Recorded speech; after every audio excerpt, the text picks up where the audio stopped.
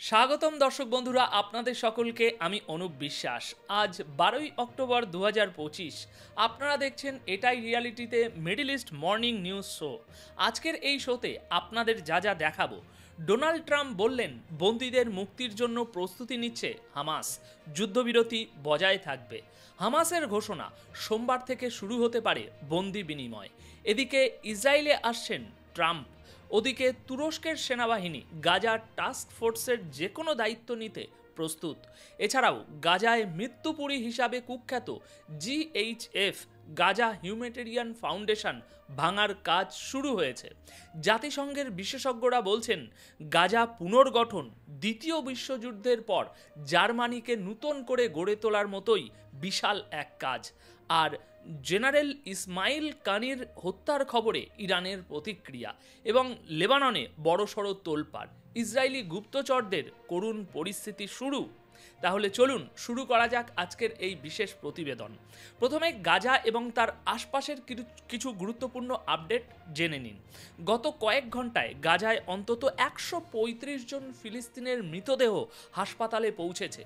এই মানুষেরা কয়েকদিন আগে ইসরায়েলি হামলায় মারা গিয়েছিল, কিন্তু তখন তাদের কাছে পৌঁছানো সম্ভব ছিল না। এখন বোমা বর্ষণ থামার পর উদ্ধার কর্মীরা ভেঙে পড়া বিল্ডিংগুলোতে পৌঁছাতে পারছেন এবং ধ্বংসস্তূপ থেকে তাদের দেহ বের করে আনছেন। গতকাল যুদ্ধবিরতি থাকা সত্ত্বেও ইসরায়েলি বিমান হামলায় গাজায় 19 জন নিহত হয়েছেন এবং একজন ব্যক্তি আঘাতে মারা গেছেন। দর্শক, এরকম মৃত্যুর খবর আরও কিছুদিন আসতে থাকবে, তাই এই খবরগুলোকে যদি কেউ বাড়িয়ে দেখানোর চেষ্টা করে তাহলে একটু থামবেন।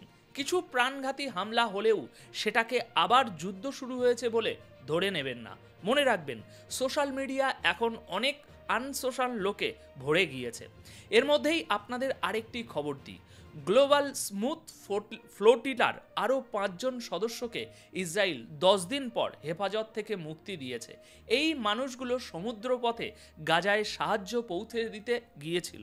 অন্যদিকে লেবাননের আল জারিয়া গ্রামে ইসরায়েলি যুদ্ধবিমান হামলা চালিয়েছে, যেখানে একজনের মৃত্যু হয়েছে।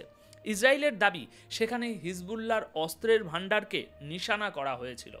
দর্শক, এবার আসা যাক কিছু বড় খবরের দিকে। আমেরিকার রাষ্ট্রপতি ডোনাল্ড ট্রাম্প এখন মধ্যপ্রাচ্য সফরে আসছেন গাজা যুদ্ধবিরতি চুক্তির সাফল্য উদযাপন করতে। ট্রাম্প প্রথমে ইসরায়েলের সংসদ, যাকে নেসেট বলা হয়, সেখানে ভাষণ দেবেন এবং তারপর মিশরে আয়োজিত যুদ্ধবিরতি উদযাপন অনুষ্ঠানে অংশ নেবেন। সেখানে অনেক আরব ও আন্তর্জাতিক নেতারা উপস্থিত থাকবেন। সেখানে উৎসব হবে যে আপনি কি এক অসাধারণ একটা যুদ্ধবিরতি করিয়েছেন, ইত্যাদি ইত্যাদি ব্যাপার। রওনা হওয়ার আগে ডোনাল্ড ট্রাম্প বলেছেন, আমরা বিশ্বাস করি এই যুদ্ধবিরতি বজায় থাকবে। আমরা দেখেছি যে হামাস এখন বন্দীদের মুক্তির প্রস্তুতি নিচ্ছে, যাদের আগামী সোমবারের মধ্যে ছেড়ে দেয়া হবে।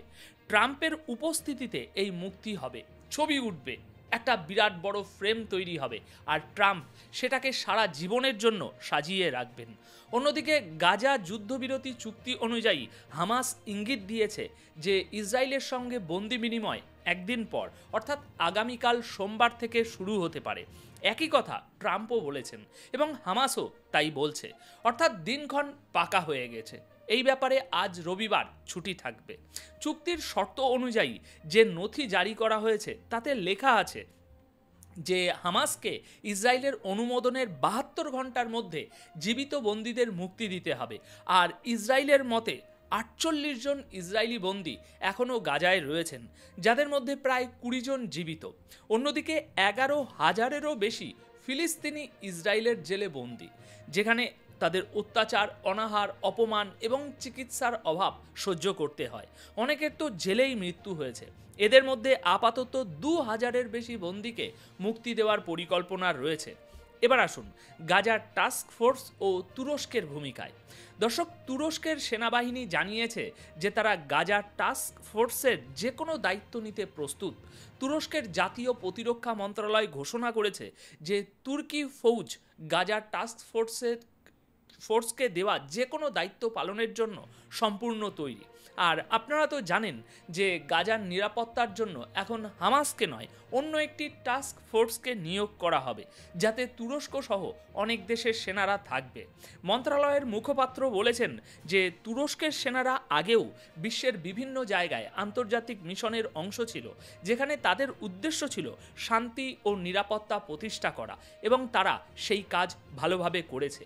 মুখপাত্র গাজায় যুদ্ধবিরতিতে সন্তোষ প্রকাশ করে বলেছেন যে এখন সবচেয়ে জরুরি হলো মানবিক সাহায্য এবং পুনর্গঠনের কাজ গাজায় অবিলম্বে শুরু করা। তিনি বলেন, আমরা আশা করি এই যুদ্ধবিরতি একটি স্থায়ী এবং ন্যায়ভিত্তিক শান্তির ভিত্তি স্থাপন করবে এবং অবশেষে দ্বিরাষ্ট্র সমাধানের পথ খুলে দেবে। এদিকে গাজায় যুদ্ধবিরতির পর জিএইচএফ অর্থাৎ গাজা হিউম্যানিটেরিয়ান ফাউন্ডেশন এর নামে চলা মৃত্যুর ফাঁদ তার অবসান অবশেষে শুরু হয়েছে। যুদ্ধবিরতির পর গাজায় সেই কুখ্যাত সংস্থা জিএইচএফকে ভাঙার কাজ শুরু করে দেয়া হয়েছে, যাকে ক্ষুধা ও ত্রাণের নামে মৃত্যুর ফাঁদ বলা হচ্ছিল। আমেরিকা ও ইসরায়েলের সাহায্যে গাজার মানুষদের জন্য এই কেন্দ্রগুলো শুরু করা হয়েছিল। আর আপনারা জানেন এখানে কি হতো। জাতিসংঘের মতে 25শে মে 2025 থেকে 31শে জুলাই 2025 পর্যন্ত মাত্র এই 2 মাসের মধ্যে জিএইচএফ কেন্দ্রগুলিতে কমপক্ষে 859 জন ফিলিস্তিনি প্রাণ হারিয়েছেন। আর এই সমস্ত মানুষ তখন মারা গিয়েছিলেন যখন তারা সাহায্য নিতে এই কেন্দ্রগুলোতে পৌঁছেছিল। সব মিলিয়ে জিএইচএফ সাইটগুলোতে 2000-এরও বেশি মানুষের মৃত্যু হয়েছে, অর্থাৎ গড়ে প্রতিদিন 26 জনের প্রাণ গেছে শুধুমাত্র সাহায্য, রুটি বা রেশন পাওয়ার চেষ্টায়, যার নজরদারি করছিল আমেরিকা ও ইসরায়েল। এখন এই যুদ্ধবিরতির সাথে সাথেই গাজায় এই মৃত্যুপুরীগুলোকে সরানোর কাজ শুরু হয়েছে, যাতে মানবিক সাহায্যের নামে আর কারো জীবন এভাবে সস্তা না হয়ে যায়। এদিকে গাজাকে নতুন করে গড়ে তোলা দ্বিতীয় বিশ্বযুদ্ধের পর জার্মানিকে আবার বসানোর মতো। দর্শক, এটি এমন এক মন্তব্য যা নিজে থেকেই অনেক কিছু বলে দেয়।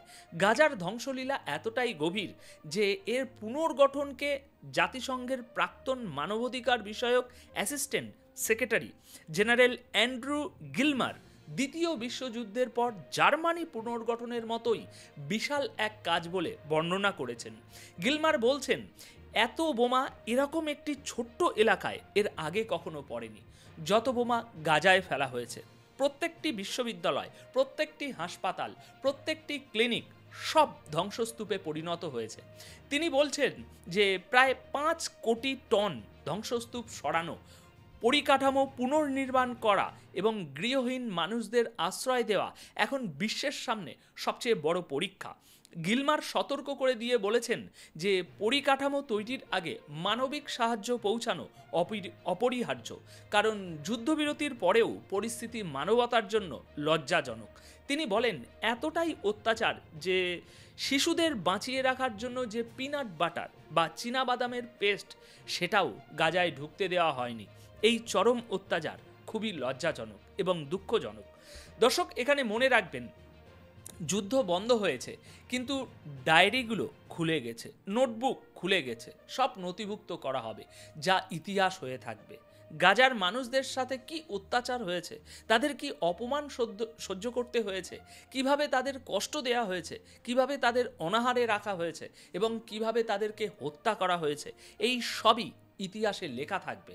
আর মনে রাখবেন, এখন এটাকে নাৎসি জার্মানির ইতিহাসের সমতুল্য হিসাবেই পড়া হবে। এবার তেহরানের একটি বড় খবর। ইরান কাসেম সোলেমানির পর আইআরজিসির কুডস ফোর্সের প্রধান ইসমাইল কানির হত্যার খবরের বিষয়ে একটি বিবৃতি জারি করেছে। ইরান স্পষ্ট করে দিয়েছে যে ইসমাইল কানির মৃত্যুর খবরটি একটি সম্পূর্ণ মিথ্যা গুজব এবং এই গুজবের পিছনে রয়েছে ইসরায়েলি গোয়েন্দা সংস্থা মোসাদের সাথে যুক্ত সোশ্যাল মিডিয়া অ্যাকাউন্ট। দর্শক, কেন এই গুজব ছড়ানো হচ্ছে কারণটা বেশ গুরুত্বপূর্ণ। ইসমাইল কানি নিজেই বলেছেন যে জায়নবাদী সরকার আমার মৃত্যুর ভুয়া খবর এই কারণেই ছড়াচ্ছে যাতে আমার বন্ধুরা চিন্তায় পড়ে আমাকে ফোন করে জিজ্ঞাসা করে, তুমি বেঁচে আছো না মারা গিয়েছো, কি হয়েছে, এটা কেমন খবর। তারা আমাকে ফোন করবে, আমার সাথে যোগাযোগ করার চেষ্টা করবে।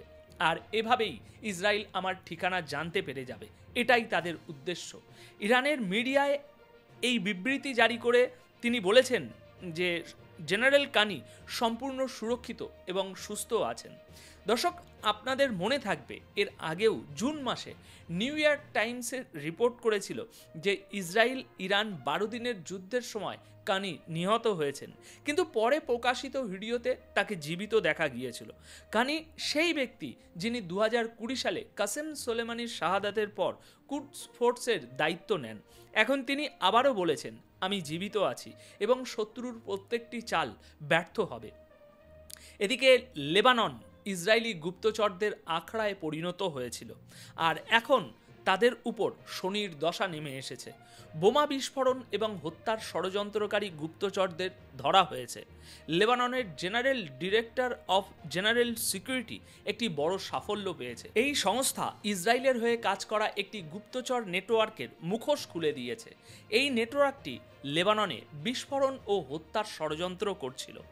লেবানন সরকারের সরকারি বিবৃতি অনুযায়ী গ্রেপ্তার হওয়া ব্যক্তিরা ইসরায়েল থেকে সরাসরি নির্দেশ নিয়ে ইসলামিক গ্রুপ পার্টির নেতা এবং অন্যান্য জাতীয় ব্যক্তিদের নিশানা করার প্রস্তুতি নিচ্ছিল। এর ফলে দেশের ভিতরে তোলপাড় শুরু হয়ে যেত। একজন অভিযুক্ত তো এটাও স্বীকার করেছে যে সে আগেও ইসলামিক গ্রুপের নেতাদের উপর হওয়া হামলায় অংশ নিয়েছিল, যেগুলোর পিছনে ইসরায়েলের হাত থাকার সন্দেহ আগে থেকেই ছিল। লেবাননের কর্মকর্তারা জানিয়েছেন যে এই বড় অপারেশনের সময় সেনাবাহিনী এবং গোয়েন্দা ইউনিট একসাথে অনেক এলাকায় ছাপা মেরেছে। ইসরায়েলের কয়েক ডজন গুপ্তচরকে ধরা হয়েছে, যাদের কাছ থেকে অনেক গাড়ি, যোগাযোগের ডিভাইস এবং গুপ্তচর বৃত্তির সরঞ্জাম উদ্ধার হয়েছে। আর এই অভিযানটি এমন সময় চালানো হলো যখন লেবানন ঠিক একদিন আগেই 32 জন ব্যক্তিকে ইসরায়েলের হয়ে গুপ্তচর বৃত্তির অভিযোগে গ্রেপ্তার করেছিল, আর এখন 32 জনের পর আরও কয়েক ডজন ধরা পড়ল। তো দর্শক, আপাতত এই ছিল মধ্যপ্রাচ্যের বিশেষ কিছু খবর যা আপনাদের সামনে রাখলাম। এই প্রতিবেদনের বিষয়ে যদি আপনাদের কোনো মন্তব্য থাকে তাহলে কমেন্ট বক্সে তা অবশ্যই জানিয়ে যাবেন। ধন্যবাদ আপনাদের সকলকে।